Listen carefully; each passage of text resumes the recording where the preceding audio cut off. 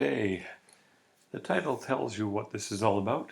For balancing chemical equations, it's giving you the steps involved in doing it right. So first of all, if you're given a skeleton equation, you are not allowed to change any subscripts. You're not allowed to change formulas. Because if you did that, you'd be balancing a different equation.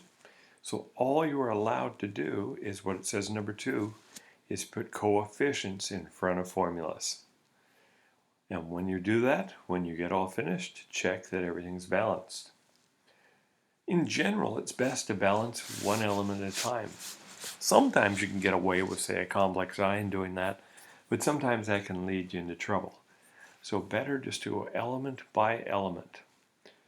Number 4 says where to start, and it says, not the right question. The important question is what to leave until the end. So if you're a procrastinator, you're going to love that. What things are difficult? The difficult stuff we'll take care of later, because often by doing the easier stuff, it will take us right to the answer. So you say, well, what are the things I leave to the end? Right here. So any element that is an element that's not in a compound, you can put any coefficient in front of it, as long as it's a positive number. Can't put 0, can't put negatives. The other thing is, if you have elements that are in multiple places, so if you're finding them, I would say, in 3 places or more over the whole equation, leave them to the end. Forget about them. And that often will be oxygen and hydrogen. They both like to worm their way into compounds and all kinds of them. So usually you're going to take care of the simpler things first and leave oxygen and hydrogen to the end, unless they only appear once on either side. So where do we start?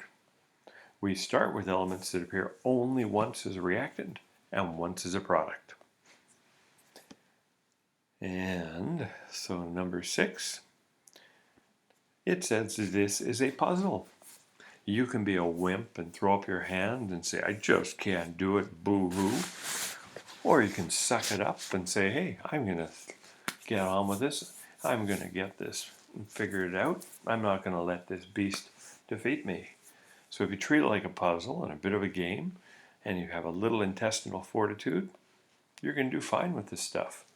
And the last thing is, at the end, check your work.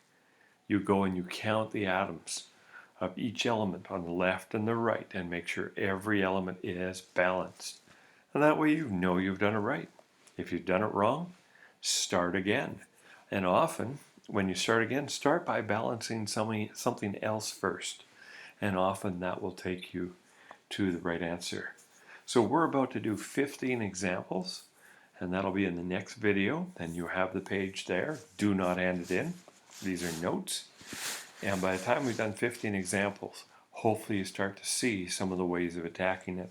And you say, hey, this stuff isn't so hard.